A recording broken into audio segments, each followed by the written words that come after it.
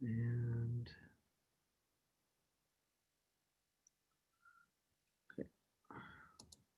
webcasting. We're good, Tracy, on your call.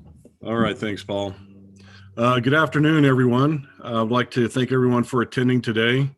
I do see on our attendance count, we have over 165 people and it's growing. So that's awesome to see. I do have some opening comments before we get started today with our public workshop. So good afternoon. Again, my name is Tracy Goss. I'm a planning and rules manager at the South Coast AQMD. Thank you for participating in our remote annual emissions reporting public workshop for reporting 2020 emissions. By participating in this webinar that's being hosted by the South Coast AQMD, you unequivocally agree to authorize recording of audio and visual content presented during this live event and consent to subsequent use of the recording in the public domain by the South Coast AQMD. That's because this meeting is being recorded and we will make the recording available on our South Coast AQMD webpage to be viewed by those unable to attend this particular live meeting, or also to be seen again by you today, the attendees, that may wish to rehear or go back to portions of the meeting if you start to have any questions as you're going through the web tool. Before we begin, though, I do have some announcements. We do have two formats for participating in this meeting: the Zoom web application and via teleconference. I'd like to ask that you silence your other communication devices, such as your cell or your desk phone, as this might cause some feedback, and we want to make sure we don't hear any of that or cause any disruptions or interruptions during the meeting.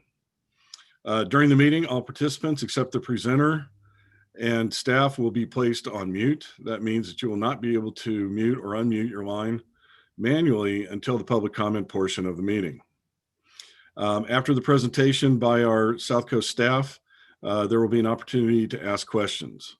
If you would like to ask a question or make a comment, please click on the raise your hand button at the bottom of your screen. The button looks like a raised hand. For those of you that are on teleconference line only, please dial *9 to raise your hand to be recognized for public comment. And your name will be called when it's your turn to comment, and the host will unmute you and your line automatically. Would also like to add that during the meeting, you may ask a question in the Q&A section of the Zoom screen. Note that any communication via this function is not private and will be viewable by all attendees. But during the meeting, you might have a question regarding the content, and we do have staff that's standing by to answer those questions. After the meeting, as many of you may know, but just wanted to let everyone else know that if you have questions and need to seek additional assistance after this meeting, you can get that help by calling the AER helpline at 909-396-3660 or by email at aer@aqmd.gov. And all this information is available on our annual emissions reporting webpage, which is under the compliance section of the South Coast AQMD master webpage. We will do our best here today to facilitate a smooth meeting with public participation. We ask that everyone be patient as we navigate this together. There always can be technical glitches, so we just beg your pardon on that. But I will now review a couple of meeting conduct guidelines.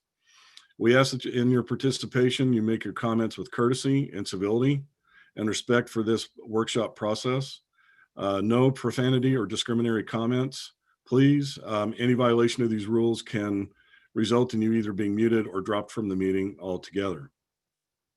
Before I turn it over to staff, I do want to start by providing some introductions of some of our key AQMD staff that are here today. The first is Sarah Reese. Dr. Reese is our Assistant DEO over the Annual Emissions Reporting Program, Deputy Executive Officer, that is. Eugene Kang, who's the Program Supervisor for the AER team. James Koizumi, Senior Engineer under AER. And then helping answer questions in the Q&A section will be Tim Kabata and Sherry Belisi, who are Air Quality Specialists in the team.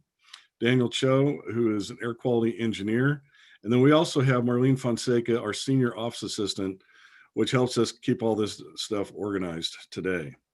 So right now what I'd like to do is to turn this over to Eugene to start off our presentation for today. Thank you. All right, thanks, Tracy. I guess I'll just wait to see if I till the, there you go. Okay, so hopefully everyone's seeing that. Good afternoon, everyone, and welcome to today's informational workshop for the calendar year 2020 annual emissions reporting program. Next slide. Yeah, so the purpose of today's workshop will be to provide a general overview of the annual emissions reporting program, including any changes to reporting features or requirements compared to the previous reporting years. I'll go over the general elements of the reporting process, and then our senior AQ engineer, James Koizumi, will perform a live demonstration of how to submit a report and how to make a payment using the AER reporting tool. After that, we'll wrap up by answering any questions from our meeting attendees. And if you want to ask questions during the presentation, you can do so by using the Zoom Q&A feature. I think you can see the icon on the bottom of this interface. Just type a question and someone on our AER team will be able to answer questions as they come in. And I just want to remind everyone as well that, even if you don't ask a question today, you can always ask us a question or reach out to us, anyone on our AER staff, on questions on the reports, emission calculations, or just assistance on submitting the report by contacting us through our AER hotline or email. I'll give you those particulars on the slide later on in this presentation. And one last thing, this presentation is currently available on our AER webpage. Next slide. Next slide. Okay, well, so we'll begin with our program overview. The annual emissions reporting program is implemented based on requirements that are set in our district's fee rule 301, more specifically in subdivision E. Under this program, our AER program, facilities that are subject to the rule are required to report device level annual emissions and also pay fees if those emissions exceed rule specified thresholds for criteria air pollutants, toxic air contaminants, and ozone depleting compounds. Next slide. Okay, so who needs to file a report?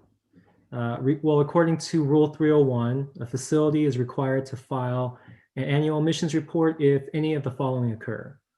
The first trigger would be along the lines of criteria pollutant emissions. If your annual emissions are greater than or equal to 4 tons per year of either VOCs, SPOG, NOx, SOx, PM, or over or greater than or equal to 100 tons per year of carbon monoxide, you will be required to submit a report. The second trigger could be if your facility is subject to the state's or CARB's, State's Assembly Bill 2588 Hotspots program. A third trigger would be if your facility is subject to CARB's criteria and toxic reporting regulation. And then lastly, if your facility was just otherwise notified by the district to file a report. Next slide. So I mentioned AB 2588 facilities in the previous slide. You may be wondering what that is. Well, State Assembly Bill 2588 establishes a statewide program for the inventory of air toxics for facilities that may have a localized concentration or a hotspot or pocket of toxic emissions that could potentially pose elevated health risks to surrounding receptors. Now, these AB 25 facilities or AB 2588 facilities in the South Coast report their air toxics via this AER reporting program, but have some additional reporting requirements compared to facilities that are just AER. So both facility types must annually report their criteria pollutant emissions and listed 66 toxic air contaminants and ODCs, in addition to paying any emission fees if rule specified thresholds are exceeded. However, every 4 years, AB 2588 facilities are also subject to reporting a longer list of toxics, approximately 177, which we call our quadrennial list. Next slide. Okay, I also mentioned CTR facilities. The California Air Resources Board, or CARB's CTR regulation was developed as part of AB 617 efforts to provide the provide the public with statewide emissions data and for a variety of different sources. This regulation requires facilities to report emissions if it either has a potential to emit of 250 tons per year or more for any non-attainment criteria pollutant, or if it's subject to the state's greenhouse gas reporting rule, or if it's categorized as a high priority facility under the AB 2588 program. Next slide. Okay, so this is just a screenshot from a reporting tool. You may want to know whether or not your facility is designated as an AB 2588 or a CTR facility. You can check on our in your report under the facility information section. And there, let's see, we have highlighted in the red box, the section where you can see if you are identified as an AB 2588 facility. And then the box lower, the red box lower, will identify, or that's the area where you can see if you are tagged as an AB 617 or CTR facility, and also the reasons why that you were identified as such. Next slide. Okay, well, as far as fee exemptions go, Rule 301 does provide some for small dry cleaners and small businesses. A facility can receive a fee exemption for specific toxics and ODCs if it qualifies based on whether it's a small dry cleaner or a small business. And its calculated emissions totals for specific toxics are less than 2 tons per year. In order to qualify for this, you will also have to remember to select the file for exemption option in the AER report tool in order to flag the fee exemption request. Next slide. All right, so what is all the annual emissions data used for? Well, we use it for a variety of activities and programs, which include helping to create the emissions inventory for our South Coast Air Basin. This data is also used to supplement the emissions inventory used for our AQMD, or Air Quality Management Plan, when developing control strategies and rules to meet basin and statewide goals for air quality. We also use it for compliance verification of multiple South Coast rules and permit conditions, requirements under the federal Title V program, and the district's reclaim program for NOx and SOx emissions. It also helps with projecting revenue that's needed to support other air quality programs that we implement here at the district. And lastly, we also send this data to CARB, our state air quality agency, to support any programs that they implement. Next slide. Okay, so the report for calendar year 2020, when is the due date? According to Rule 301, annual emission reports are due no later than the 75th day of the calendar year, which lands on Wednesday, March 17th this year.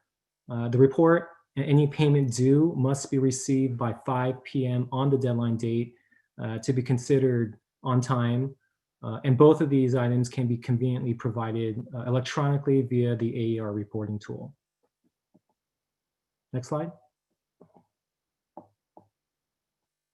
This is just a screenshot of what you would see after you submit your report. If any payment is due, paying online will be available under payment option 1. Later in today's workshop, James will be showing how this is done in greater detail during his demo of the reporting tool. Next slide. Okay, so some of you may need to pay by physical check, maybe because you're over the limit allowed by our online payment system, which is $300,000, or for some other reason. So that option is still available. In order to pay by check, you need to print the AER payment voucher, which can be obtained through the reporting tool after you submit your report electronically. Then the printed voucher, along with the check, must then be mailed to one of the addresses listed here, either for regular or overnight delivery. And then just make sure to note that these, both the voucher and the check must be postmarked by March 17th in order for it to be considered on time. Next slide. The facility will also have the option to drop off payment using a messenger or a courier service, using the return address on this slide with an attention to cash management. Next slide.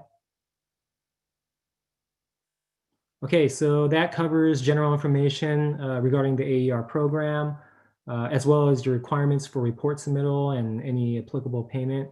We'll now get into what's new for this year's report compared to last year's. Next slide. Okay, so for AB 2588 facilities, those that are categorized as Phase 1B will be required to submit its quadrennial report, which means that for this year, you're going to have to report the longer list of 177 toxics. We've also added functionality for the reporting tool to accept MSL Excel files for uploading storage tank emissions. This blank template can be found on our AER webpage. You can download it there. There's also some instructions and some guidelines surrounding that process. And so you can fill that out with necessary tank data prior to uploading to the reporting tool. We also have some increases to some of the new toxic fees that were introduced last year. And lastly, criteria facilities and greenhouse gas facilities subject to the CTR will need to report the longer list of toxics, the same as for the Phase 1B AB 2588 facilities. Next slide. Okay, so regarding the Excel file that's available for both, for batch loading emissions from multiple storage tanks, the reporting tool previously only accepted output text files that were generated using the EPA tanks software. EPA has since changed or has recently changed some of the storage tank emission calculations in AP 42 Volume 1, Chapter 7.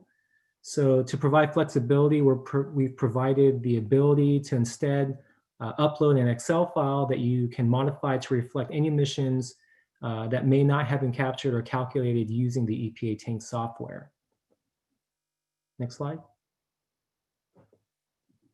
So typically emission fee rates are increased every year based on the change to California CPI, but this year, in light of the COVID-19 pandemic, the South Coast AQMD Governing Board voted to forego this increase, which is usually about 2.8% across the board.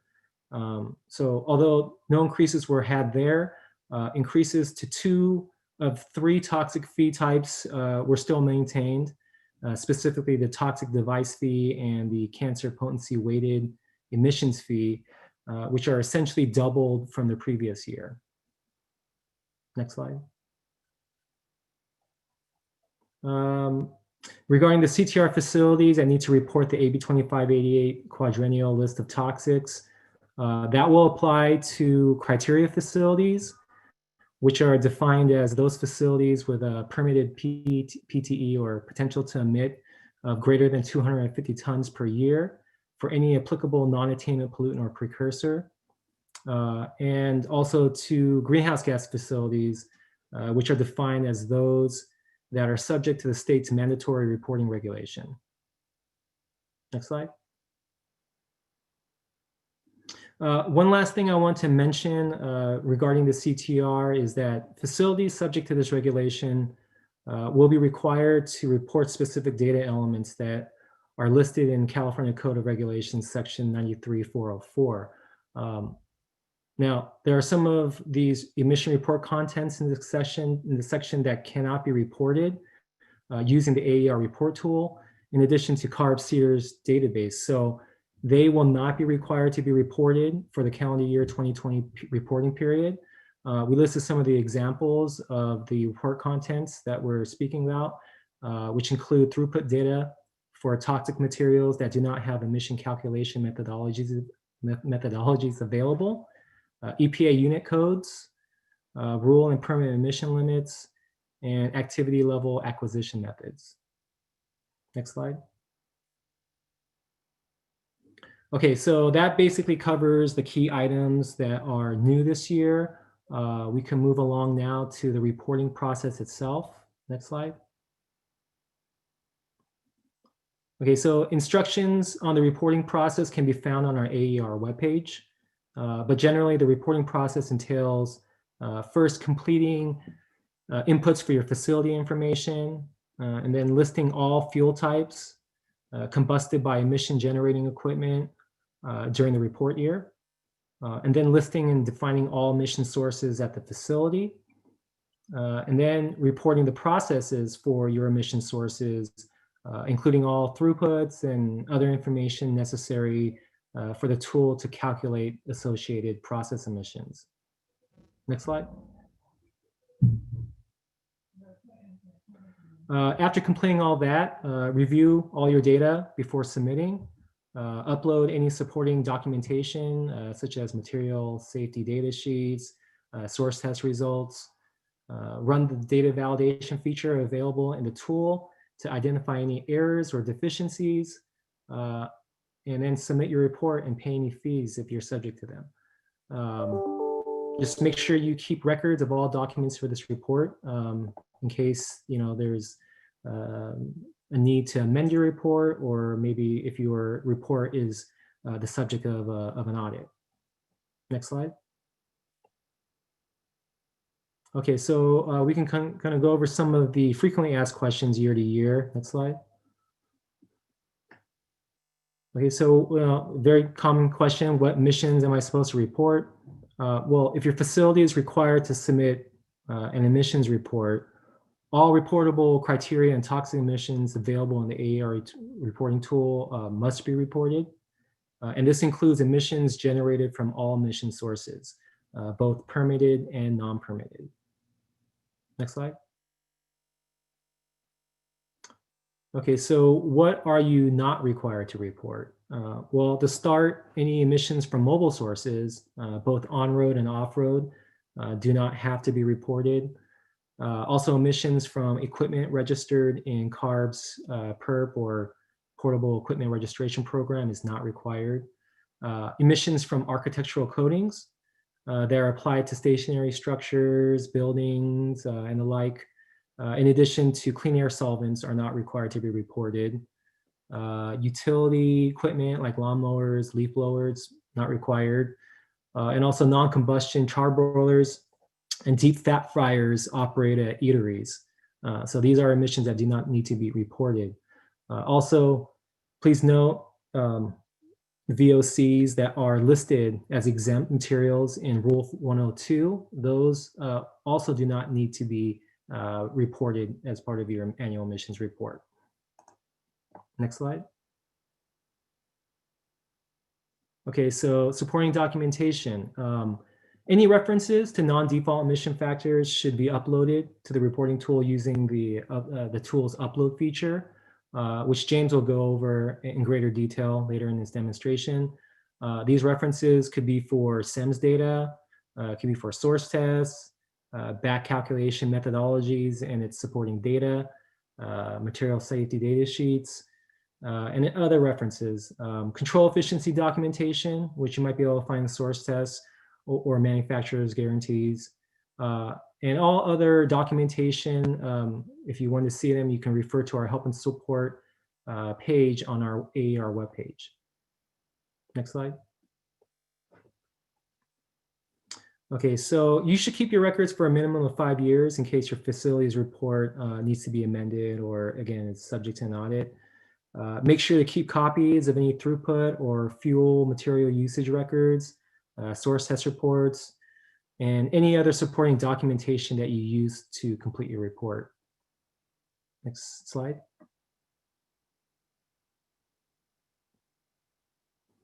Okay, so I mentioned we had some program supports. I mean, even with all the information provided today, it still may be overwhelming for you to kind of understand the program or complete your annual emissions report. So we do have resources and support teams available to you. All the instructions and available guidance documents for emission calculations can be found on our website. And we also have an AER email and hotline available if you have any questions or need assistance with filing your emissions report. Also included on this slide is contact information for our AB 2588 team. If you need assistance as an AB 2588 facility, or if you just have some general questions about the program. Next slide.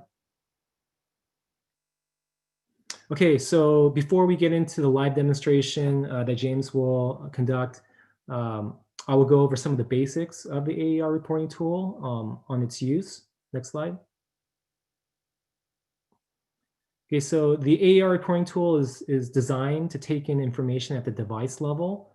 So the reporting tool refers to each device as an individual emission source, or ES.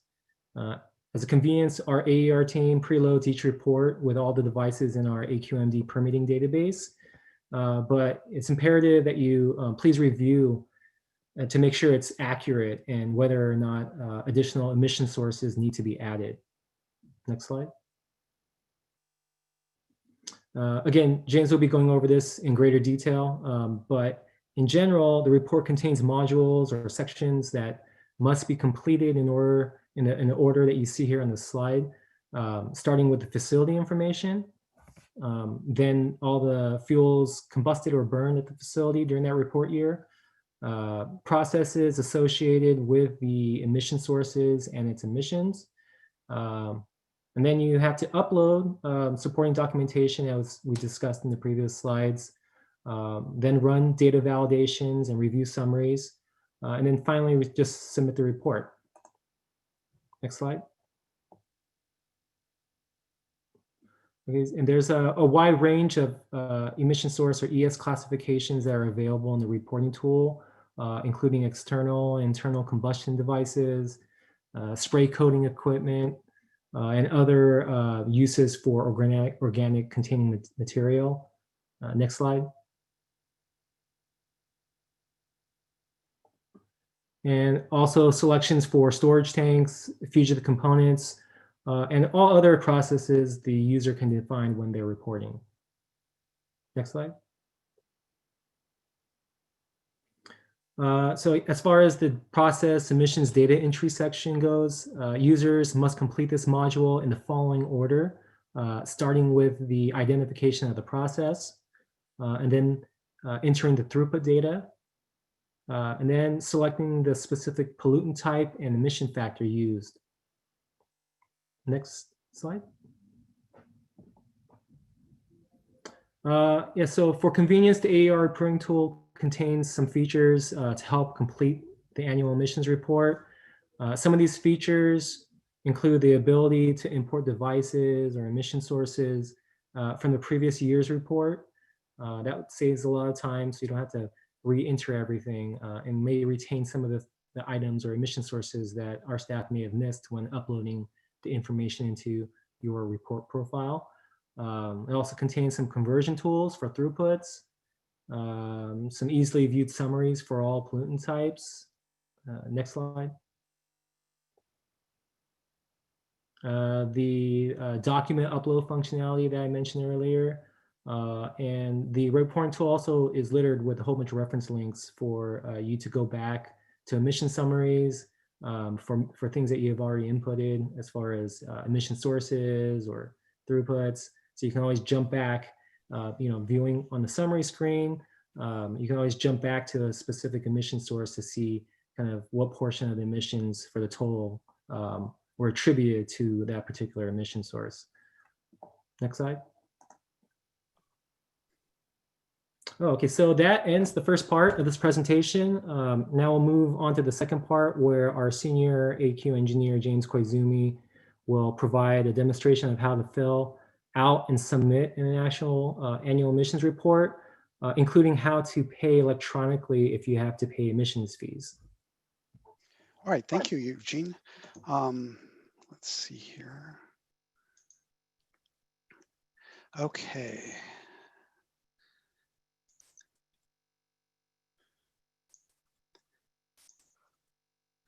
All right, good afternoon, everyone. So the easiest way to get to the AER web tool is to go to the AQMD website. And the AQMD website is at www.aqmd.gov.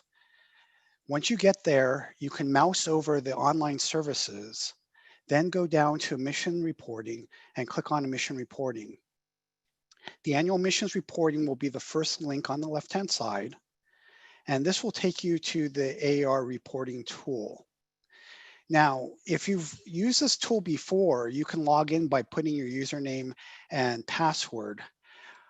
However, if you have not ever used this tool, you'll have to register. And the way you register is to click on this gold register here button. And this will take you to the registration page. Now, the way the AER tool works is if you see any field with a red asterisk next to it, you're going to need to fill out that information. If you don't fill out all that information, you will not be able to either go to the next portion of the tool or you won't be able to submit the report at the end. So once you've completed filling out all your user registration information, you can click on this gold sign up button and you'll get a confirmation pop-up box. They'll tell you you've completed the process. And check your email box and also your spam mailbox within 30 minutes or so, and you should get an email. After you receive the email, please respond within 72 hours because after that point, the token will expire and you'll need to redo this whole process. So the other issue you might have is that you forgot your password. If you've forgotten your password, you can click on this blue link that says click here to reset your password. You'll enter your password and click the gold button send. At this point, an email will be sent to you within 30 minutes or so. Again, check both your inbox and also your spam mailbox for that email. And then you will have to respond also within 72 hours or repeat that process. So let's go back to the login form. So to log in, you'll put in your username and then you'll put in your password that you've created when you registered. And this will take you to the facility access page. So if you've been required to report the 2020 emissions, you'll have received a letter, and in that letter, you'll have your facility ID and the PIN number on the top. So when I get that information from the letter and then fill it out in these boxes. And then you can access the facility. Now, this is the facility homepage. And you'll notice there's this gray box here. And in this gray box, it'll list all the different years that we have sent out letters to your facility to report. Now, in the status section, you'll see most likely 4 different statuses. The first status will say available. And if it says available, that means no work has been done for that calendar year. So once you enter into the report, it will switch to this work in progress status. And it'll stay work in progress until you go to the page where you certify and upload the document or and submit the document. And on that, when you get to that page, it'll say that it's under review. And once you've submitted your report, the status will change to submit. Now, these all say work in progress because this is just a test facility for demonstration purposes. But for your facility, you should see submittal for all past years and available for the 2020 year. So let's enter the 2020 year report. Now, as Eugene said, the structure of the AER tool is in this menu on the left-hand side. And I would start from the beginning and work my way down so that you don't get confused. And the other thing too is certain other portions of the report require earlier information. And if you don't have that, you'll be going back and forth. So I'd start from the top going down. And then that's also presented here. You can see step 1, 2, 3, 4. These are the main categories that you see on the left-hand side. So you can do either way. You can follow this menu on the left-hand side or go back to facility home and follow these steps. If you've had submitted a report to us before, as Eugene said, you can import the facility information from previous years. So that'll import the basic facility information like the addresses and the contacts. You'll also import all the device information that you've entered before. And the only thing it won't upload will be the operational status and the throughput, since those change from year to year. Once you click on this import last year button, you'll see a pop-up menu that will that has a black screen, and it'll run through all the different sections that are being imported, and you'll see that it completes. And then once that's completed, you can continue on. So let's assume that we've clicked this and everything has been imported.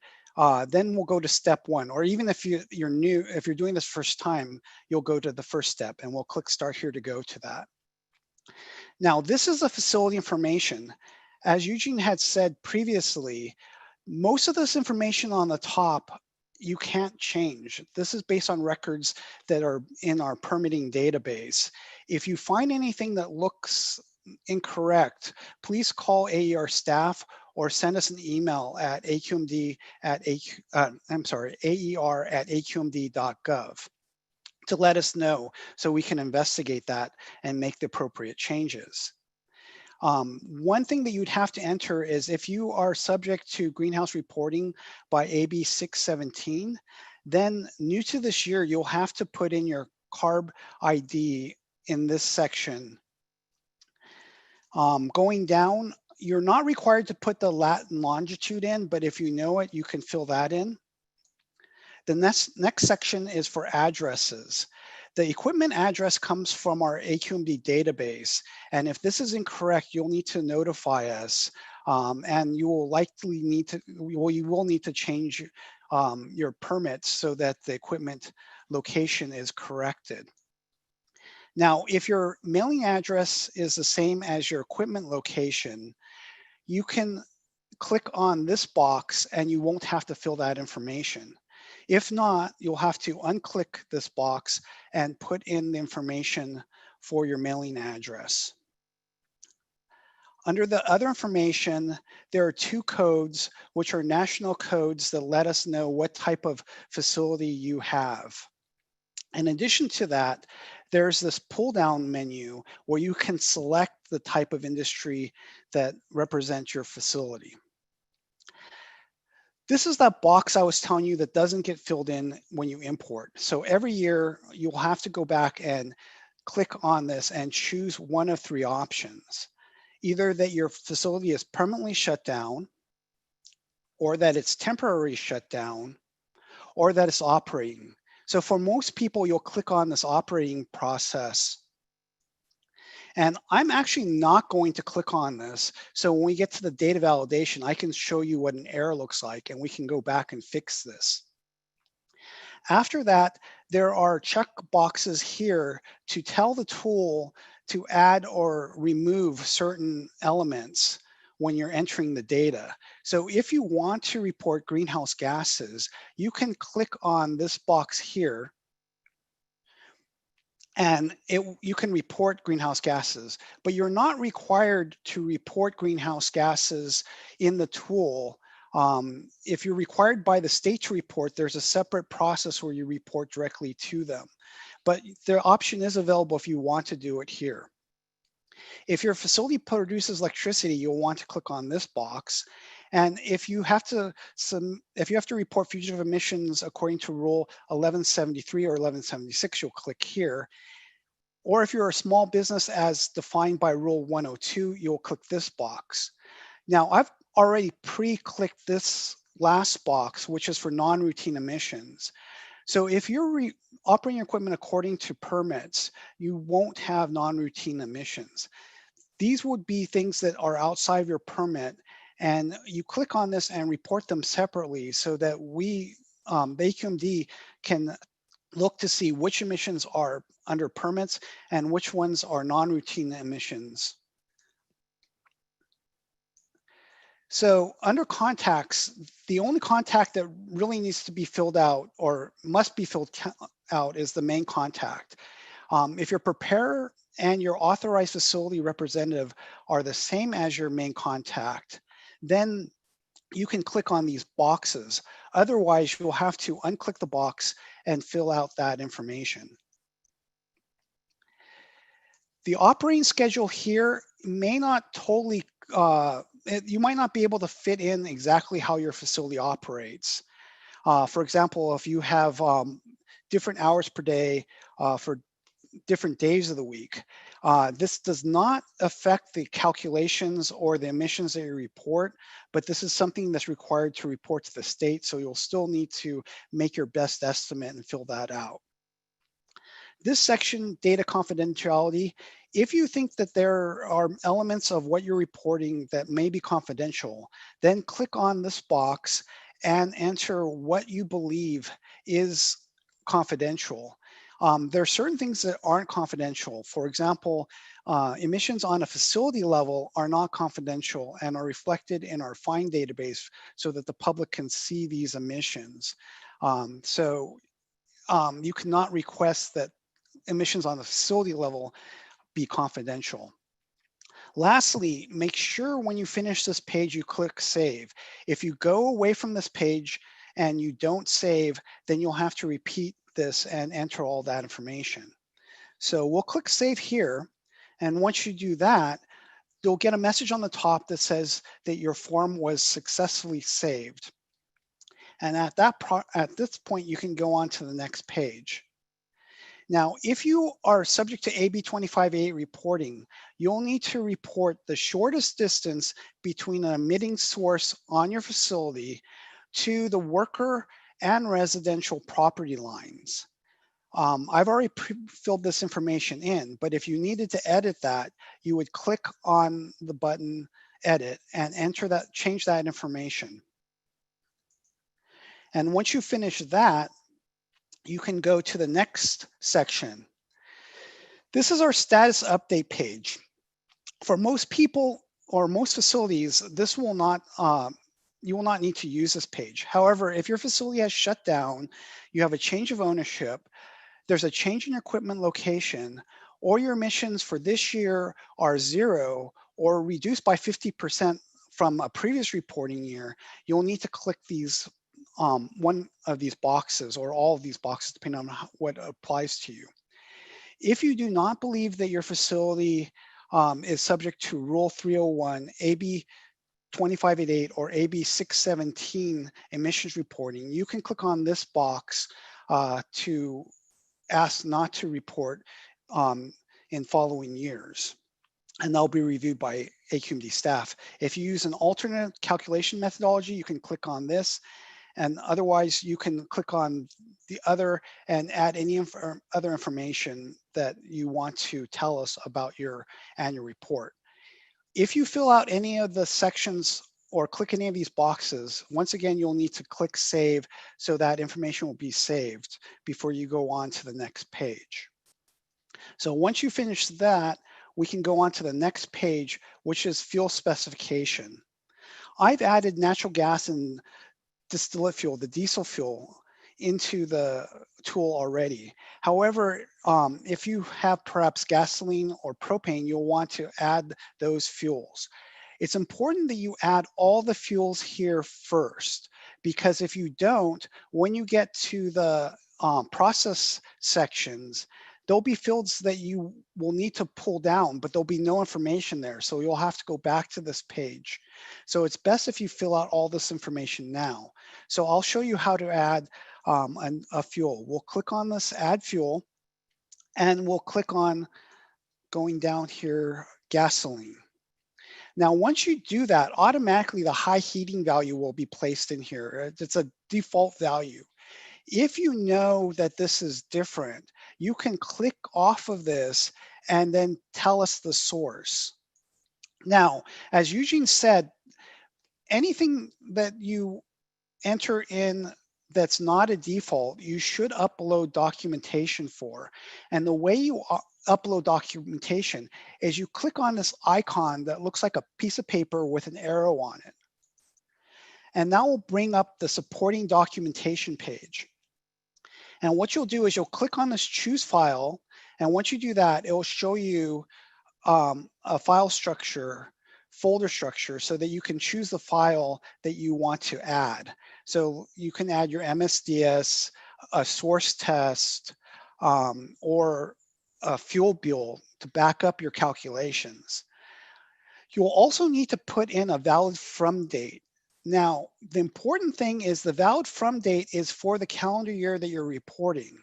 So since you're filling out a report for 2020 this year, you'll want to put likely January 1st, 2020. Do not put 2021, because if you do 2021 and you click upload, that information will be saved for next year and will not appear until 2021. So it's important that you remember for anything you report for 2020 that you have a year that ends in 20 or a date that ends in 2020 when you upload this.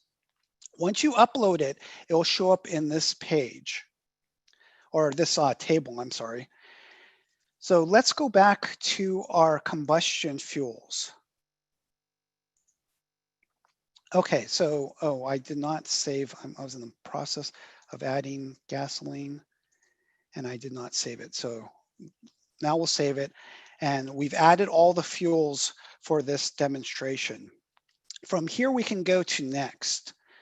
Now, this is basically the heart of the reporting. As Eugene said, the way the AER tool is built is you report everything on a device and process basis. Your devices will be in this green header table, and the devices will be branch off from that, and I'll show you how that works. As Eugene said previously, when you the first year report, the AER staff will have already loaded all the permits that are in the permit database. However, it could be what could happen is that you might have a permit that's in, or an application that's in process, and we grab that data earlier, or in future years when you're loading and you're bringing information from previous years, that's not updated every year. So if you have a new piece of equipment that's permitted, you'll need to add that source. And the way you add that source is to click on this link, add new emission source. This will take you to the edit emission source page. Not everything has an asterisk, but the more you fill out, it'll be easier when you look at that green table to figure out which ES device goes along with permitted devices or application numbers. And also, it's a good thing to name your device. So for this example, what we'll do is, let's say we have a fire pump. And let's say we have several other engines. So we'll call this fire pump 1. And that way, when we go back to that green table, we'll see that this one's labeled fire pump 1 versus maybe the other 3 or 4 fire pumps that we might have on our site. Once you complete this, you'll go to this drop-down menu. For most of you, you'll click on normal operations since your equipment will be operating. However, there could be the case where your facility, where your device is not operating, not generating emissions, or not in operation, or shut down or removed. So you might choose those options. If you're not generating emissions, or I'd click not operation if your equipment does generate emissions, but you just didn't operate it in this year, and I'll tell you why later on. Or shut down and remove if it's removed. Now, there's the option for duplicate. And what this means is duplicate is used if you have to make a change in your permit operating conditions or you replace a piece of equipment, because the devices that are in the AER tool never disappear. So if you had to get a new application number and a new permit number, you'll go to that old device, click on duplicate, tell us what the new ES number is for the new device, tell us what year this occurred change. So in this case, it would be 2020, and then any other comments you want to add. And that way, you'll let us know that this device is no longer generating or is no longer active, and to look for that new device. For not generating emissions, this is used for control devices that don't generate their own emissions. So for example, if you have a bag house, you'll want to say this because the bag house itself doesn't generate emissions.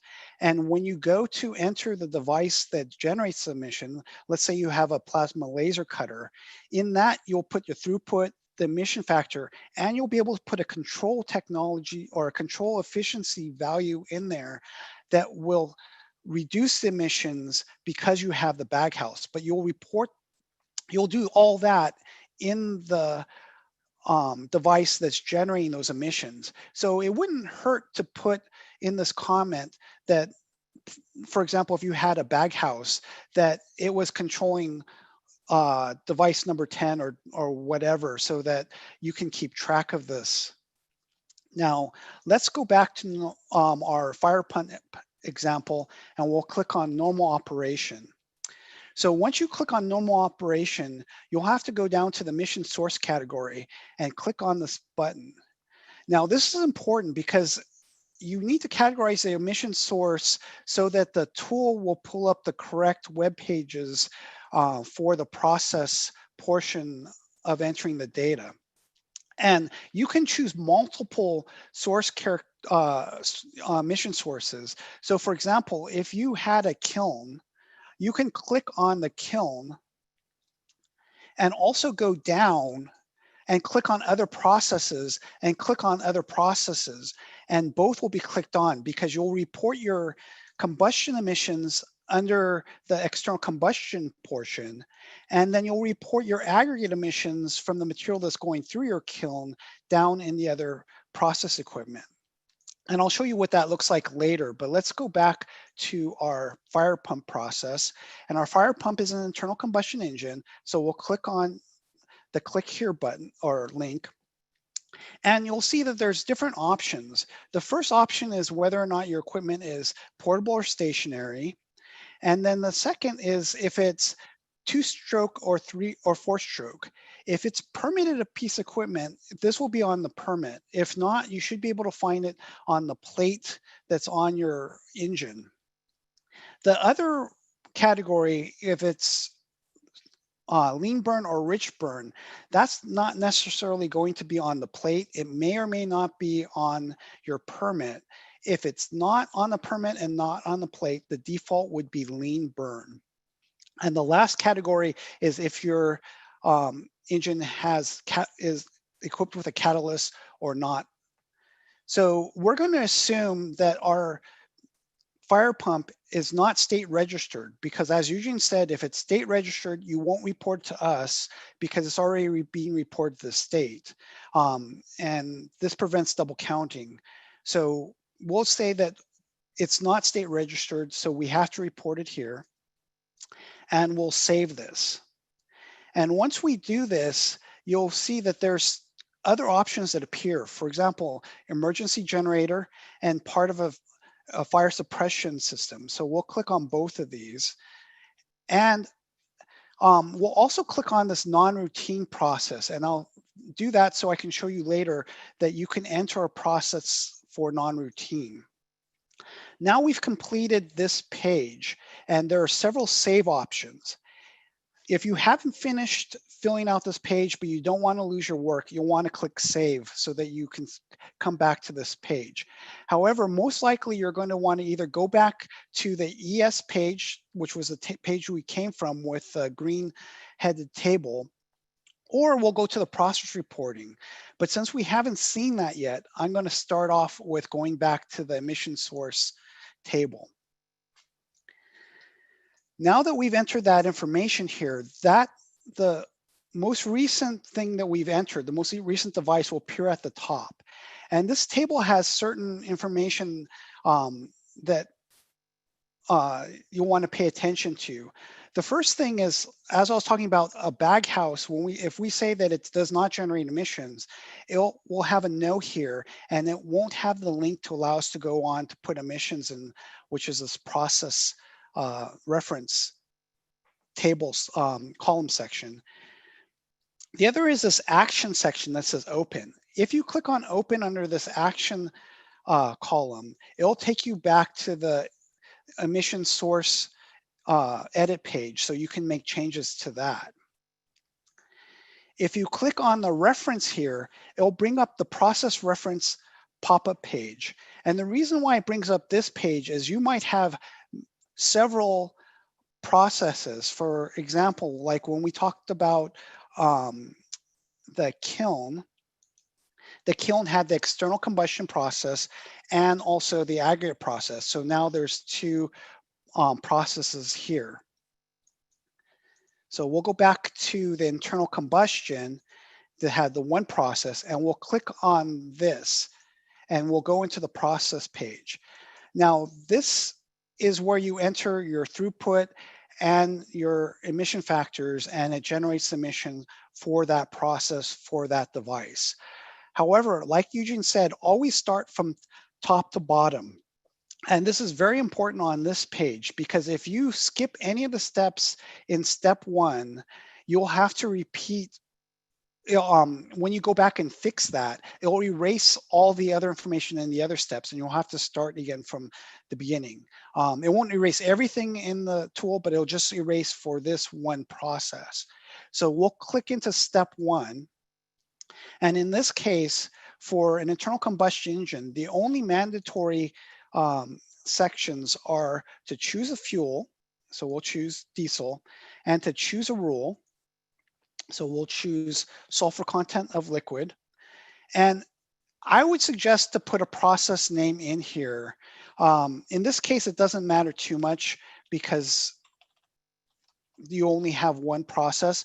But let's say you have a spray booth and you have a process for each coating. You'll want to put in the name of the coating in this process name, so that when you go back and fill out the information, you'll be able to know which coating is which.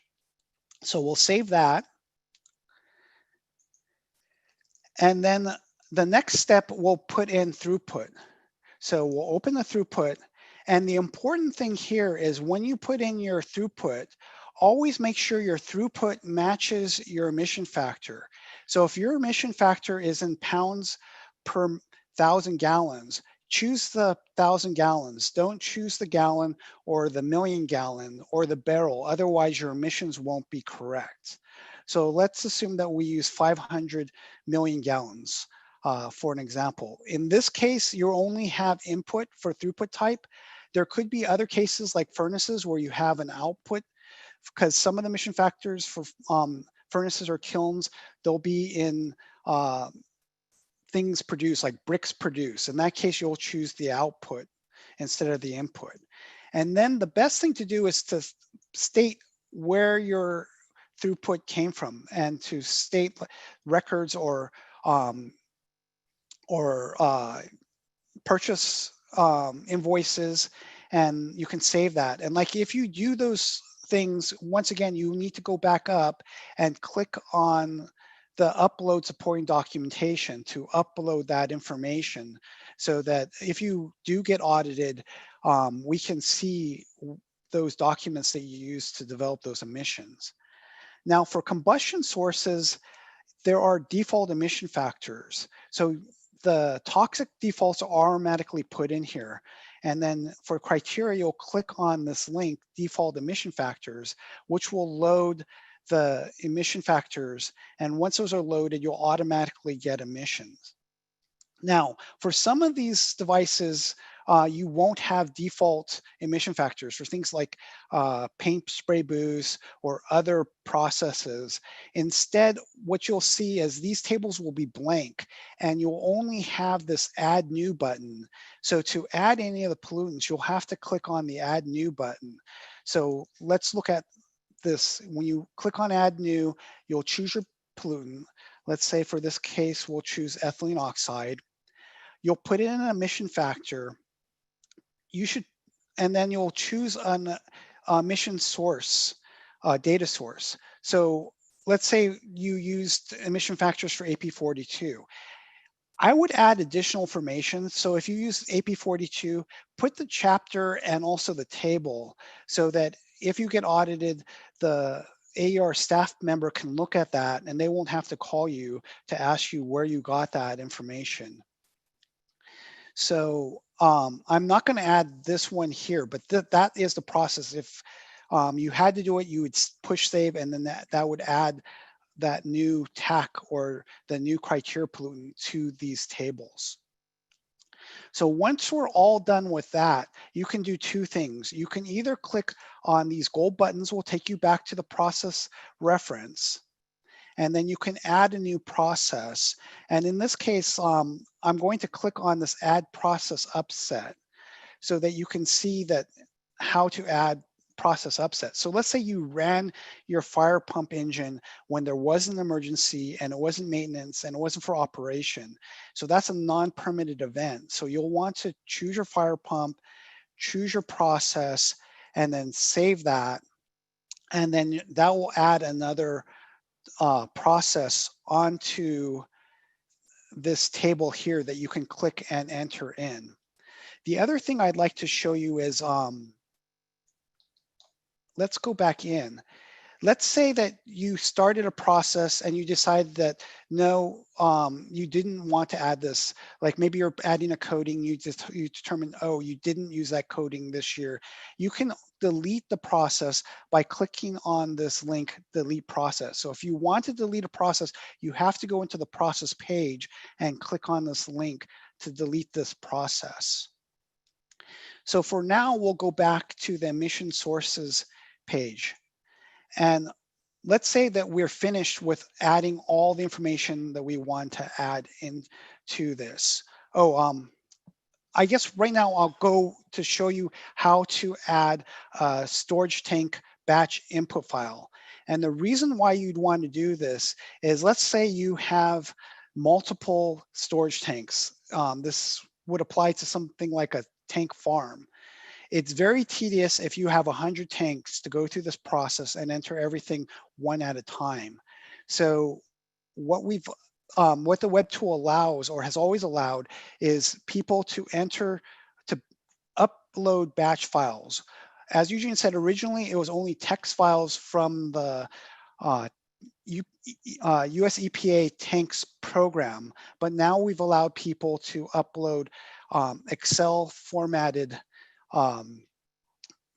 documents. And like you said, if you go to our main AER webpage, the instructions page, you can download Excel file example template that you can use to build your emissions in. And once you've finished that, you'll click on choose file here. You'll choose that Excel file that has your tanks information. And then you'll add a comment. And the one you'll want to tell us what you used. If you didn't use EPA tanks, you'll want to tell us that you used, let's say, for example, AP42. You'll put AP42 chapter 7.1, and then please put the date, like for the current AP42 chapter 7, that's June 2020. Or if you use a proprietary piece of software, you'll want to tell us that you use a proprietary piece of software. So you'll add these comments here, like AP42 chapter 7.1, June 2020. And then we'll click import. And once you click import, the tool will tell you which tanks data was uploaded to. So if you don't see all the tanks here, you know there's probably a problem with the data in that Excel file, and you'll have to go back and make that correction. Now, I know I told you that if you don't fill out all of step 1, it'll delete the rest. For the tanks upload, this is the only time this does not apply. And in this case, you'll have to go back in and go to step process 1, and you'll have to add the rule that goes along with this storage tank. And the reason why is because in the EPA format, the EPA tanks format, there was no column for adding a rule. So you'll have to do this manually and save it. And once you've uploaded a storage tank file, you will not be able to change the data. It'll be, it's grayed out. So the only way you can make that change is if you go back once again and re-upload a new Excel file with the corrected emissions. So let's say we've completed everything and now we're ready to move on. So the rest of these are summary pages that will allow you to look at the data that you've entered. The first one is the report process emissions. And in this, it groups your devices and processes by the type of source it is. And that way, if you have several pieces of equipment, let's say you have 10 engines, you'll be able to click in here and look and see that you have 10 engines here. And it'll also tell you on the outside the number of engines. So if you see 9 and you have 10, you know you need to add another source in. But this is the easy way to go in and look at it based on an emission source view. And you can click on either the ES name, which will take you to the ES edit page, or you can click on the open, which will take you to the process page. So that's a nice shortcut if you're in these summary pages. The next set of summary pages I'd like to show you are the overall emission summary pages. So if you click on criteria pollutant summary, you'll see 2 tables. The first table are permitted emission summaries, and then the second is non-permitted emission summaries. And this helps you understand where your emissions are coming from. And the other nice thing about this is you can go and click on the emissions. So let's say you look at your permitted NOx emissions and you say, wow, that looks really high. Because let's say maybe it's at 100.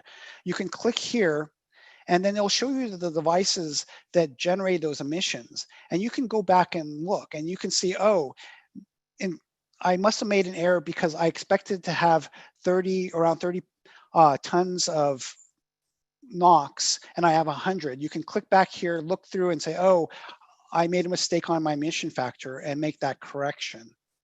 So that's a nice function in these summary tables.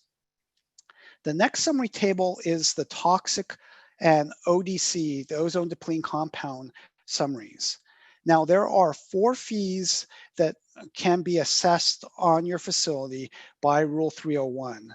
And this is the summary table that shows those fees. If you want to see a detail on those fees, you can click on these detailed tables below. So let's start with the first one, which is the base toxic fee. So for the base toxic fee, if any TAC emission exceeds the table 4 of Rule 301, then you will trigger this fee.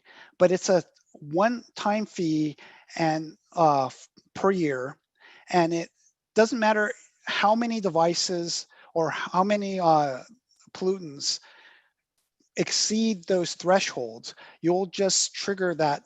You either trigger that $78.03 or you don't trigger it. So you'll see either 0 or $78.03 for that one. The next table has to do with cancer potency weighted fees. So the tax in this table are from also from table 4, and if you exceed the threshold that are on table 4 of Rule 301, then the fees will be calculated based on this equation, which is also in Rule 301. This first variable, the TAC variable, these are the emissions that were generated by putting information into the device and process forms. Those are multiplied by cancer potency factor that's developed by our state agency, OHIA. And then also it's multiplied by a multi-pathway factor. This factor is 1 if the only route of the pollutant entering your body is through breathing, or if there's also an oral route, that number will be greater than 1. And lastly, for this year, the cancer potency weighted emission fee is $10, and that'll be added in or multiplied through in here. And like that criteria pollutant table, you'll be able to go to the right-hand side here, and this column, device and process column, will show you how many devices generate those emissions, and you'll be able to click into that and see where these emissions are coming from. So in this case for benzene, there are 3 devices that emit benzene. One is the use of other organics. One is the external combustion piece of equipment, which is our kiln that you saw earlier. And the last is the internal combustion engine, the fire pump that we added. Now, for all tax except for internal combustion, diesel, particulate matter, you will be charged, for those that fall under that category, you'll be charged fees. However, for OEHA, what their guidance is that the diesel particulate matter emissions from internal combustion engines are all estimated under the DPM emission factor as a surrogate.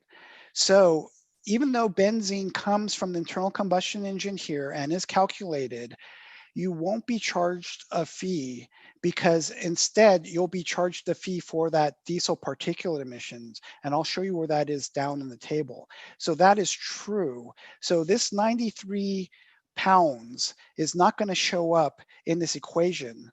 Only the 104, see there, are in this equation and rounded and then multiplied to by the 10 to give you $100 of cancer potency weighted fees. So like I was saying, for the diesel particulate emissions, that is down here, and that will be the only fee for internal combustion engines that burn diesel. And you can go back and see, this will take you back to that process page so you can see where those emissions come from. And going back to this table, if you go to the very bottom of the table, it will sum up the total cancer potency weighted fees that are being charged to your facility for 2020.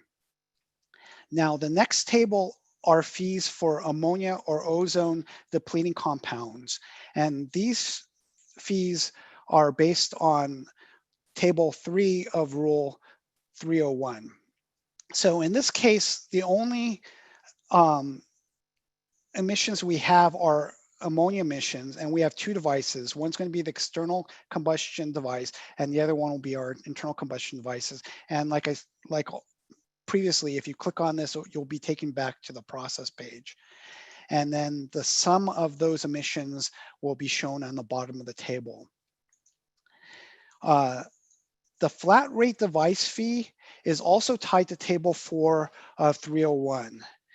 If a device generates more than the thresholds in table 4, then you'll be charged the flat rate device fee for that device.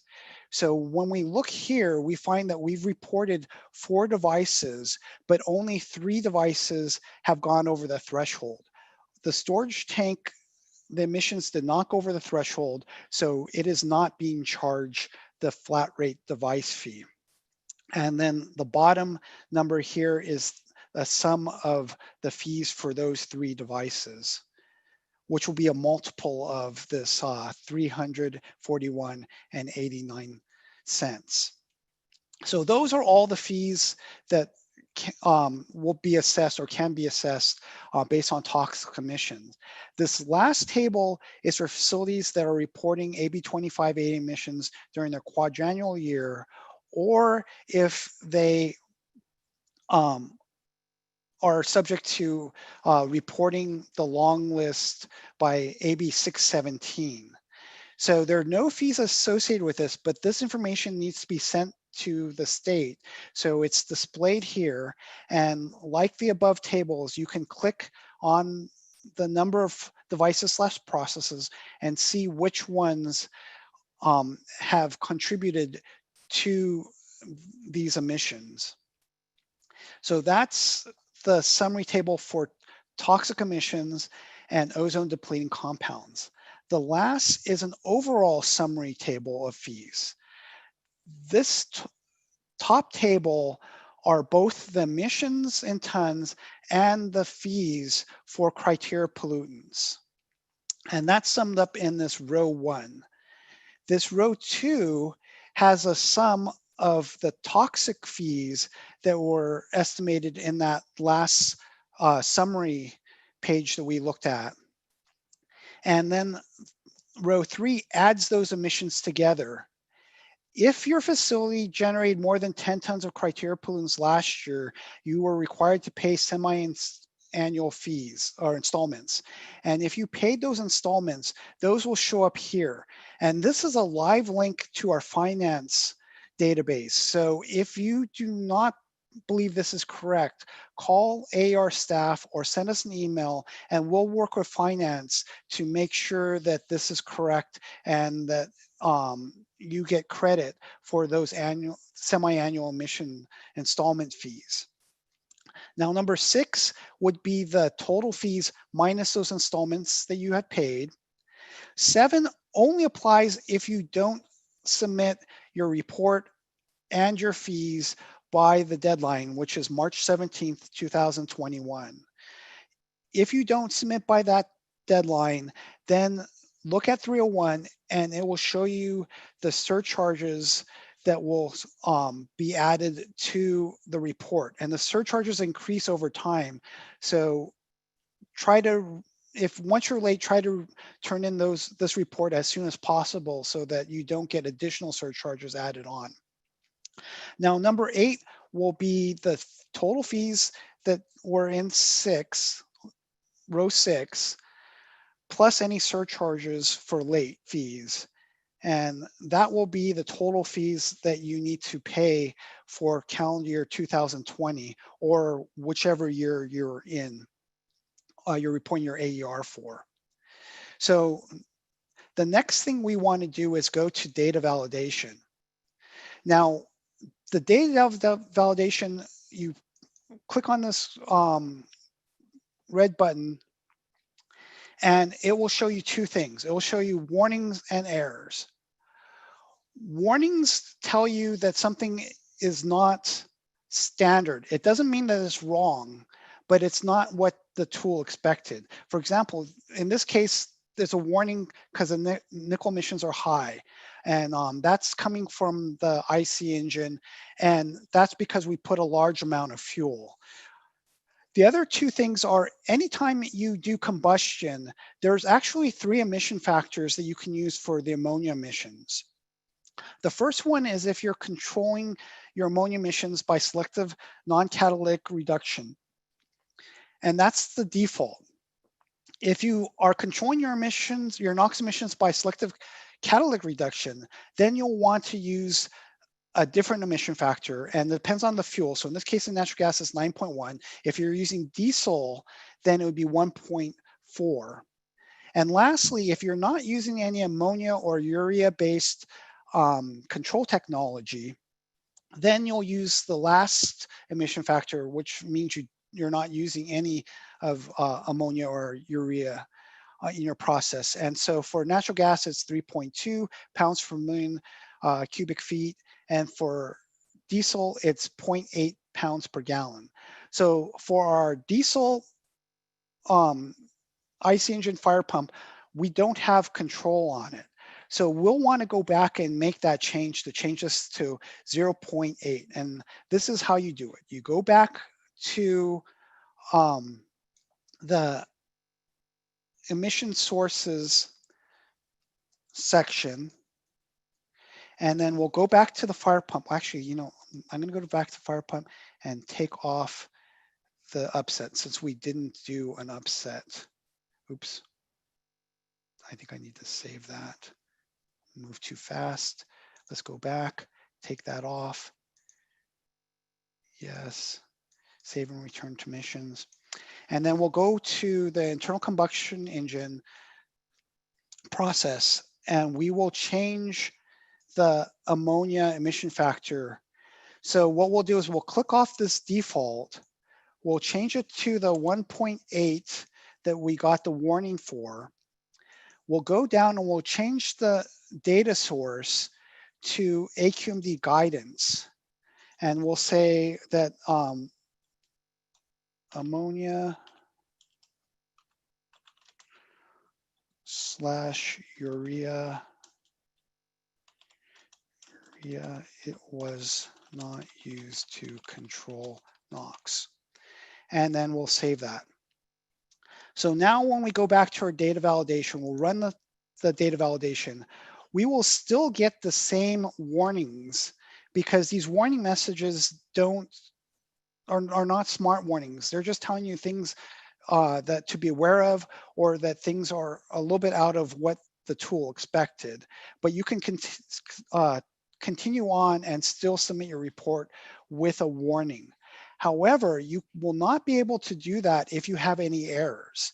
And the nice thing about the errors is if you have an error, there'll be a link to go back to the page where the error is. So we'll go back to our facility information, and we will go and fill out the facility operating status, because we left that off on purpose in the beginning so that we would be able to trigger that error, just so you could see what an error looks like. And we'll remember to save so that we won't trigger that error again. And we'll go to data validation. We'll click on the data validation, and we'll see that we only have warnings. Warnings are in orange, and errors are in red. So once we finish this data validation and we're happy with what's reported, we think, yes, everything reflects the way it should be, we can go on to the facility reports. Now, there are two links here. One is a print facility report. You don't have to do either one, either the print or the Excel reports, because those are now generated in the report submission. However, if you want to go back and just print a single page, you would be able to do that by going to this section and say you just want to print out the signature sheet again, because let's say the wrong person signed it and you need it to be signed, or you want just to see what the total emissions fee. You don't want to print out the whole report. You would do that. Otherwise, you can wait until you go to report submission. I'll show you the Excel report section just so you can see it. You can report the criteria report in Excel format, or you could or you can print out the toxic report by clicking on one or both of these buttons. So now we go to the report submission, and we see we have no errors. If we had an error, this button would not show up. So we would not be able to continue on until we address that error. So if you get to this page and you don't see this button, you're going to likely see errors here, and you'll need to go back and correct those. However, now looking at this, we have no errors, and we will go on to generate the submission report. And it'll give you a warning message. Do you want to generate this report? And you say yes.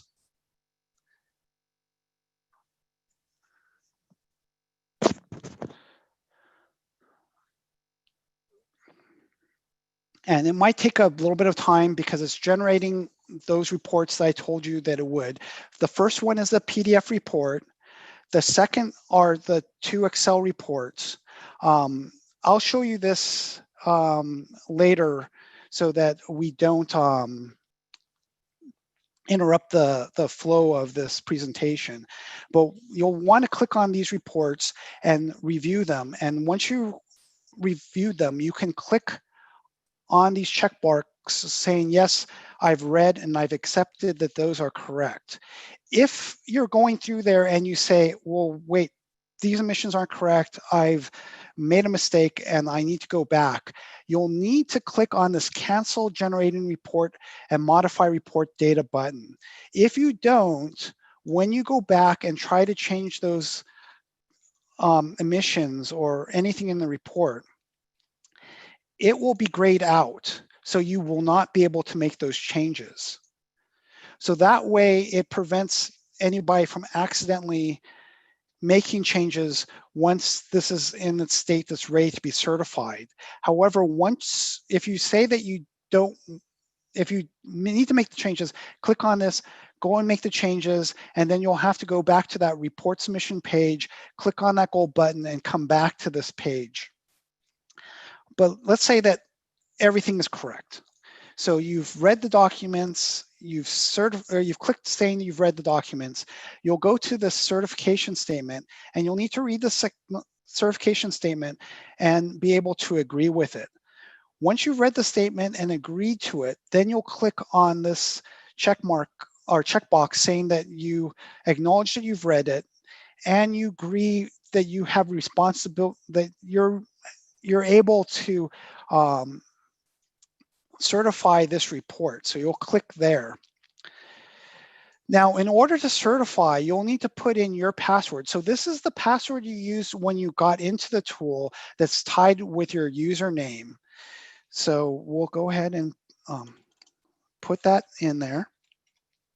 And then you're going to want to put the PIN. And this is the facility PIN that came on the letter that was sent to you by the district. And once you've done that, you'll be able to certify and submit the AER report. It'll give you a confirmation pop-up box to make sure that you really did want to do this and didn't accidentally click on it.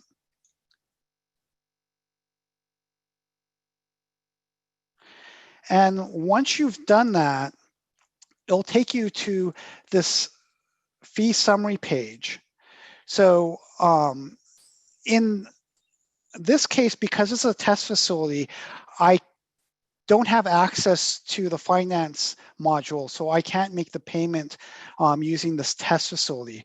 So what we'll do is we'll go back to the presentation. I'll stop my share here, and then we'll go back to the slides and I'll walk you through the rest.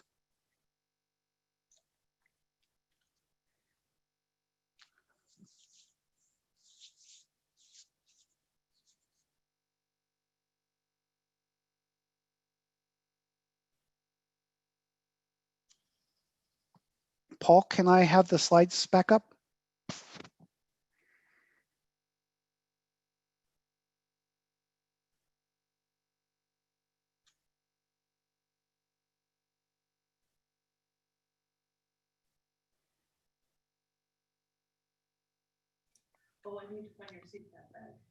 Paul or Anthony, are you there? Or I can just go from my screen. Why don't we try that? Yeah, James, you can share your screen. I'm Okay. trying to text Paul right now. Okay, let me share the screen. Okay, here we go. All right, so we'll go back to the workshop. We'll go back to page 99. And here is, oops. Okay, here, okay, now we have the screen. Okay, so once, oh, can you go back up to page 89? Or 98, I'm sorry, 98, sorry. Okay, so this is what happens. If you were hooked up to the finance module, and you will be since you have real facilities, you will get this gold button on that fee summary page, and you'll be able to click on that, and that will take you to the online payment portal option. And you'll want to do this only if you're paying through the online payment portal. portal. And you'll be able to do this as long as your fees do not equal or exceed the $300,000 limit. Now, once you click on that button, you'll be taken to a page where we'll give you two options. You can either do a credit card payment or you can do an e-check payment. So if you chose the credit card payment and you go to the next page, you will see a summary of the fees, and then you can go to checkout. And once you go to the checkout, you'll see, the standard form you get when you're entering in credit card information. And then you'll want to enter that information. Next slide, please. And once you've entered that information, you'll get the terms of payment. You'll have to read through the terms of payment and click on the checkbox saying you agree with those terms. And once you do that, you can continue on, and you'll get a page that will show you the data before you submit, so you can make sure that your credit card information is correct and the fees that you want to pay are correct. And then you can either cancel out and go back and correct that information, or you can submit payment. And once you submit payment, you'll get a receipt page that will show you what the payment you made and show your credit card information. And you can print out that information. And once you're done with that, you can click on the done button and go back to the report submittal page. So next page, please. So if you choose the e-check, it's very similar. You'll go through the same process, except for when you go to click to checkout, instead of getting credit card information, a credit card information page, you will get an e-check information page where you can put in your checking information. And then once you put that information, you'll get the terms of payment. You'll have to agree to those or make the check on that, continue on, you could review it, and then finally submit it. And then once you submit it, you can print out your receipt and then go back to the report process page. Next page, please. So in the case that your fees are equal or greater than, or I should say just greater than 300,000, you will need to send in your payment via check. Now, as Eugene said, you'll need to make that payment. You'll not just send in a check, but you'll have to print out a payment voucher. And the way you do that is to click on that link that under the payment option 2, the first item, there's a link. And when you click on that, it'll show you a PDF payment voucher, and it will look exactly like the fee summary page from previous reports, except it will have an invoice number. And you'll take that invoice number that you have on your payment voucher and put that in the memo of your check. That way, if your check gets separated from the payment voucher, the finance people will be able to link them back up again. So that ends the presentation. But what I'm going to do is share my screen again so I can show you what the reports look like. So let me go down here. So the PDF report looks, if you've submitted an AER report before, this is what the reports look like. The reports have not changed significantly, at least for the criteria pollutant portion.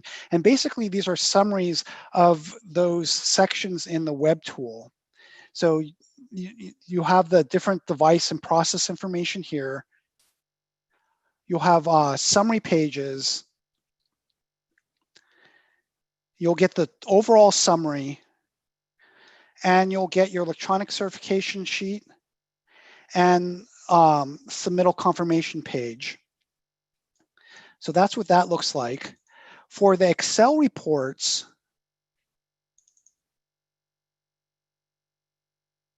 can you guys see this?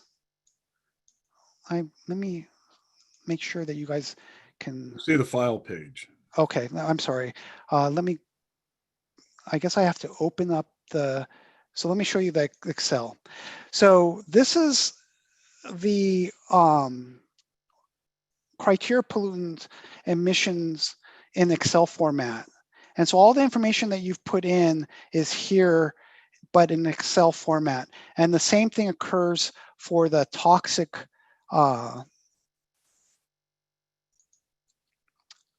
fee page. Oh, let me stop that and switch to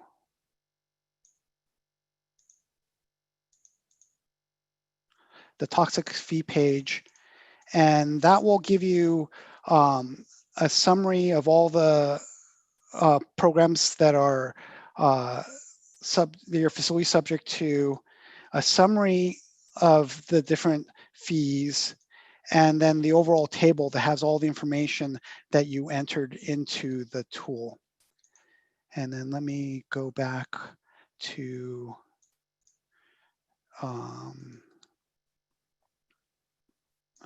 let me first, I guess I have to open up this, stop share, and share the report. So I'm sorry, when I showed this previously, you weren't able to see the PDF report. So this is a PDF report, and like I was saying, it's basically the information that you put into the web tool summarized. So those are the 3 reports that you're going to need to review and place check marks before you submit your report. So I'm going to stop the share now. All right, thank you.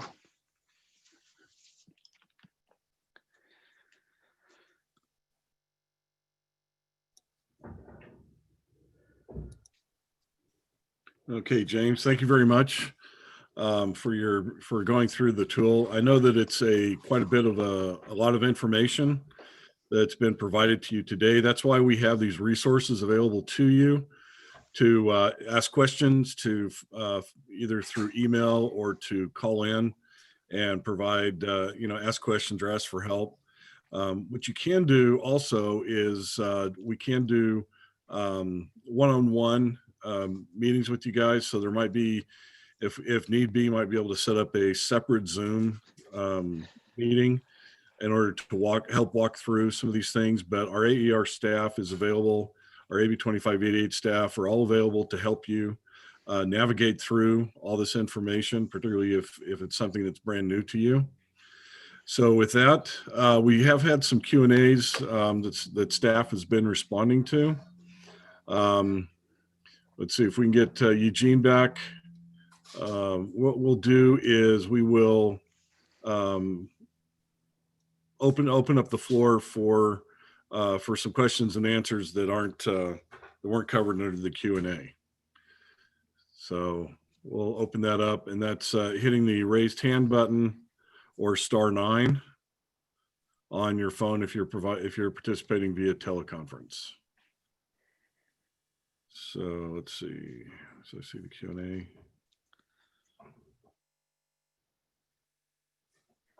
Okay, so there are a couple questions here in the live feed or the questions and answer section that I can just go ahead and answer live. This question is, my facility cannot pay with credit card or e-check. Are we able to pay with check as well? Yes, you can. You just have to follow, and I can't remember what slide numbers they were, but there's instructions on printing out the payment voucher, the AER payment voucher, in addition to the check, the physical check. And then you have your choice of either delivering it regular or overnight. We have the addresses supplied in the slides, or you can always go to our AER webpage. It's also listed inside the AER reporting tool and also on the AER reporting voucher, right? So as long as you address it to one of those, or if you wanted to drop it off, you can also drop it off so long as you put the attention to cash management. Okay, so I'll dismiss that question. Another question, what if fees are not greater than $300,000, but you want to do a mail-in payment? Yes, that's acceptable as well. That's not a requirement for you to be under that amount in order to send in a physical check. So anytime you can send in a physical check, we just provide the online payment portal for your convenience. Okay. Last question in the queue is the payment also due by March 17th if you're paying by check? Yes, so again, as long as you have your AER payment voucher and your your check, both submitted with a postmark date of March 17th, it would be considered on time, but if it's postmarked anytime after that, then it'd be considered late. We got another one coming in. This is, if this is the first year I've reported AER, do I have to report the previous years? It's a good question. This might be your first year that you've been notified to report because we had some information suggesting that you may need to report. But if you know that your emissions exceeded the thresholds, for criteria pollutant thresholds, the 4 tons per year or the 100 tons per year, if that had occurred in previous years, yes, you should submit, or you must submit, an annual emissions report. So you can contact our team in order for you to add that report to the tool, so you can go ahead and start filing it. Okay, not seeing any questions coming up, so I'll see if there's any raised hands for anyone who wants to ask a question live.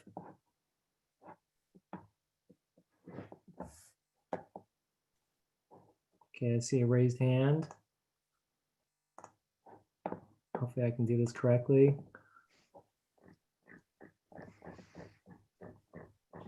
Okay, I'm gonna allow this person to talk.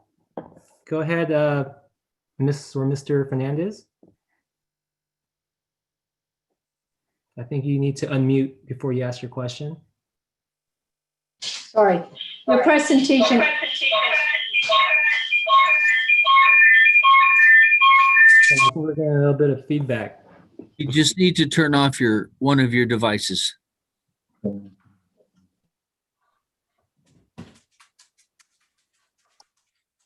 Okay, I think you're still on mute now. So you have to unmute before you ask the question. There you go. Can you hear me? Oh, it's not.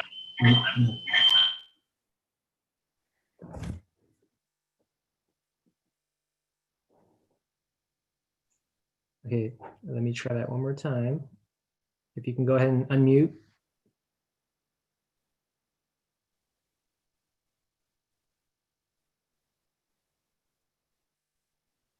Okay, I can come back to you. Let's see, until maybe you figure out the technical difficulties. So I have another question. So this is only for exceeded thresholds. Well, again, for our, again, there's a couple of triggers, right? If your criteria pollutant emissions, your total emissions for the facility trigger your 4 tons per year for VOCs, SPOG, PM, NOx, SOx, that would be correct. However, if you're also, and 100 tons per year for carbon monoxide. But if your facility is subject to either AB 2588 or the CTR, you're also going to have to report an annual emissions report. Okay. Okay, so there's another question that's come in. It's asking about certification. The report, does authorized by an officer require a form to be completed? This is a very good question as well. We don't have a form on hand where, let's say, the official of the permit holder has authorized you to certify the report, but that's something that you're going to have to obtain from your, I guess, whoever you're working for, or if you're actually working from the facility. So that just needs to be maintained between both of you in case of an audit.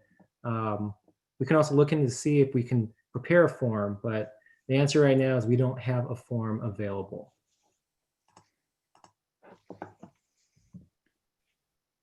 Okay, I can try going back to Ms. Fernandez. Let's see. And then She did type in the Q&A, the question about where to find the presentation, and I sent the link in the response. So I'm not sure if she had any additional questions though. So Ms. Fernandez, if you want to try to, okay, she took down her raised hand. Okay. Oh, there's another one. Let's see. Natasha. All right. Go ahead. Hello, Natasha Meskel with Ecotech. Thank you. As far as the new upload or tank spreadsheet, does the import still allow for multiple products in a single tank during the single reporting period? James, maybe if you can help me answer that one. It should have the same functionality as previous. So if you were able to do that previously, which I believe you should be able to do that previously using the text file, you should be able to do that with the Excel file. And yeah, it does allow the multiple components, products during a year. So what it also allowed before, and I'm curious if it was maintained, that it excluded exempt VOCs from VOC emissions. It also reported toxics automatically. Yes. So if you put the toxics into the sheet, it will upload. The exempt VOCs, they probably won't be able to be uploaded because I don't believe that they're in the database, acetone and such. So they would be part of like, they would be just ignored during the upload. So let's say, I think middling, like ethylene is one of them. So tank would calculate evaporative losses. So they would be where the VOC emissions are, or methylene chloride, which means exempt VOC. So previously when I was importing directly from EPA tanks output format, it would put 0 VOC emissions, but it would report toxic emissions if it's exempt VOC and toxic. Does this still works the same? Well, it depends. If you're using the tanks program, tanks will operate the same way. If you're doing hand calculations, or if you're using a proprietary program to generate those emissions, you'll have to see if that proprietary program does that automatically, or if you'd have to make changes when you put it into the tanks format to upload it. And if you're doing it by hand calculations, you'll just have to remember not to put it under VOCs also. So it will not exclude anymore like it used to. Well, it will exclude. Like it'll do the same functionality that tanks had. So like as long as you put it in the same format that tanks did, it'll upload and it'll be treated exactly like the text file. But did you maybe use the opportunity to allow to import tanks with 0 throughput that had only standing loss? That was not an option before. I don't believe so, because I think throughput is a mandatory field when we're uploading to the web tool. I've not tried that. So I think you would have to put at least some small amount in there so that you'd be able to upload it without the file being tripped. But we can look into that and get back with you to make sure. Thank you. Okay, we have another question from Ejun Sub. So I'm going to go ahead and allow you to talk. And press the unmute button. Oh yeah, hi. Can you hear me? Yes. Okay. So I'm from a small auto repair body shop, and we do some painting and stuff like that, and we already follow EPA guidelines, and I believe we don't cross the thresholds of whatever you stated on the on the Zoom call. Sure. So yeah, I'm just wondering, since we already do report to the EPA and everything, would we still have to report to AQMD? Yeah, I mean, each facility is responsible for knowing what their emissions are. So if you've calculated it and you don't think that you are over the 4-ton thresholds or the 100-ton thresholds for carbon monoxide, then you wouldn't have to report. In the future, CARBs, CTR, regardless of thresholds, or they might have some thresholds that are very, very very, very small. So, you know, there's a high likelihood that you would trigger it. But that re-regulation will require you, just based off of the facility type you are, to report. So I would just be mindful of that regulation and the requirements set forth there. Because I think for those additional applicability facilities that have to report, they get phased in, you know, anytime between 2023 for 2022 data, all the way up through to, I think, 2026. Oh, okay, got it. Got it. All right, thank you. Mhm.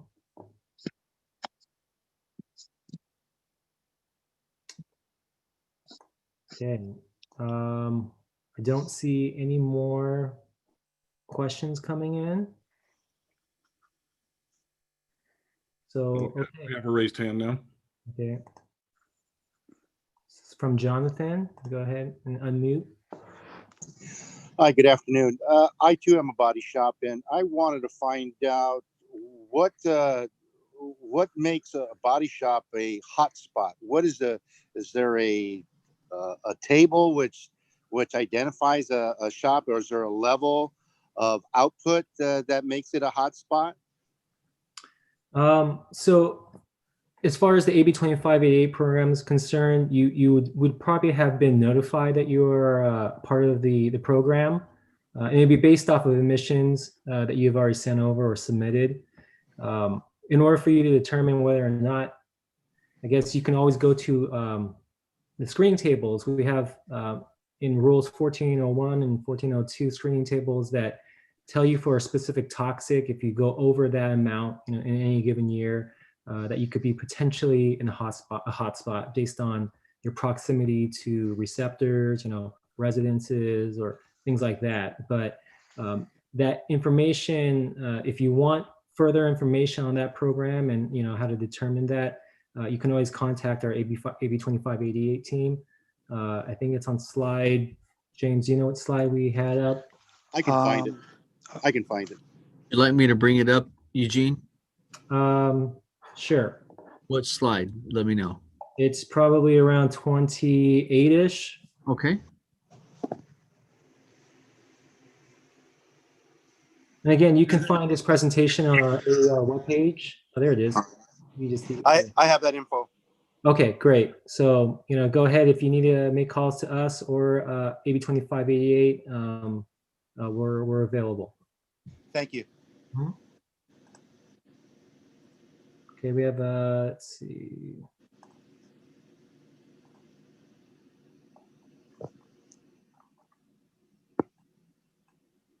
Okay, I don't see any more questions coming in.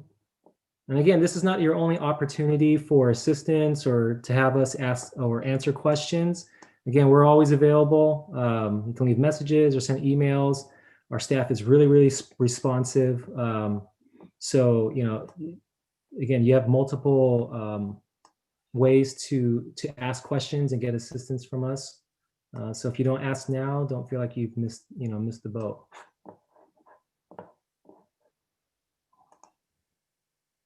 So we'll give it just another minute to see if anybody has a question. This video will be, we will provide a link on our AER webpage.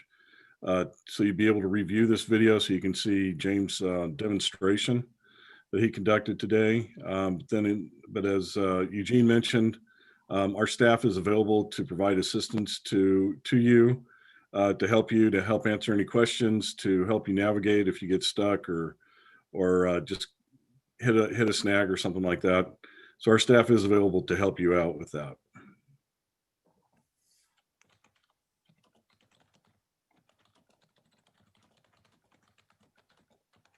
Oh, we got a question in the Q&A. When will the recording be up? Paul, do you know how long it would take to get the recording so that we could have a link posted on our webpage? The YouTube is just about instantaneous, you know, I'd say a few minutes, and then I'll have to get back to you on the cloud recording, but this is on YouTube, so it'll be, I would say, within the half hour or less. Okay, thank you. Okay, we have a question from Ms. Fernandez. What is your office hours for questions? So our staff is available from 7 to 5, Tuesday through Friday. And even if we're not, if it's after working hours, you can always leave a message or send an email, and we'll get back to you when we're back or during office hours.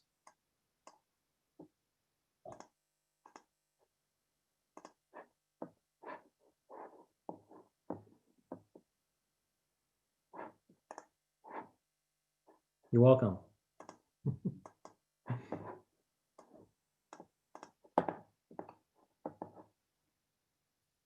Okay, well, thank you everyone for tuning in today and participating in our online workshop for the annual emissions reporting.